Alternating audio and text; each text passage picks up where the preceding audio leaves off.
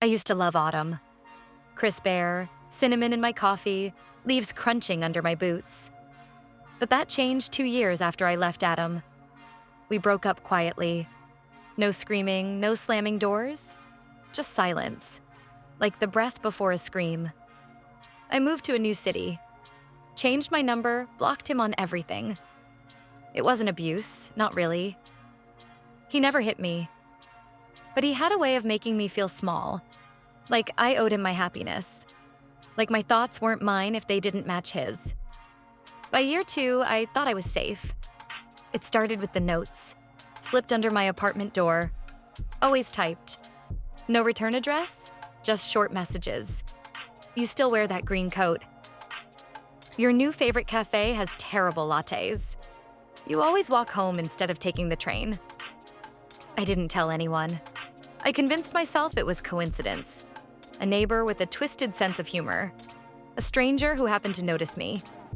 Not him. Couldn't be him. Then came the package. No name, just a box sealed too tightly. Inside was a worn-out bracelet, green stones, chipped clasp. A gift from Adam, one I'd thrown away after the breakup. I remember standing over the trash bin, hesitating, then dropping it in like dead weight. He'd kept it. I sat on my couch, holding the bracelet in my hand, my fingers numb. I didn't cry. I wanted to. But I just sat there, trying to feel something other than that dull, crawling anxiety. I started changing my routes home. Wore sunglasses, a hoodie, got a noise machine to sleep. I jumped at shadows. I started checking locks twice, sometimes 3 times. Still, the notes kept coming. Always typed, always personal. I finally called the police after I found a photo in my mailbox. It was of me, from behind, walking into my building, my green coat on, a timestamp on the corner, 6:32 p.m., the night before. The officer was sympathetic but tired.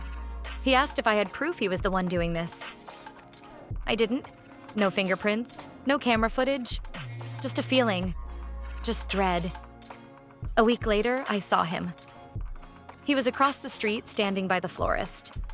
He wore that same navy coat with the fraying collar, his hair longer, face thinner. But I knew. I felt it. He didn't look at me, not really. He looked through me like I was a painting he'd seen too many times. I froze. Couldn't breathe. Couldn't scream. And then he smiled. Not a big grin. Just a twitch at the corner of his mouth. Like he'd won something. I ran into the cafe on the corner and locked myself in the bathroom, trembling so hard I couldn't get the key out of my pocket. I called my sister, told her everything. She was at my door 3 hours later with her husband and a bat. That night I didn't sleep. I sat in the dark, holding pepper spray in one hand and the bracelet in the other. That thing haunted me.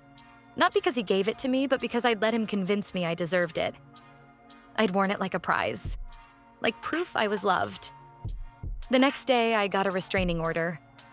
I moved again, this time to another state.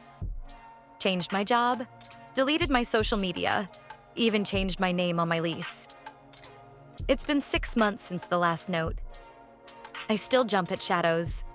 I still look over my shoulder. But I'm starting to walk with my head up again.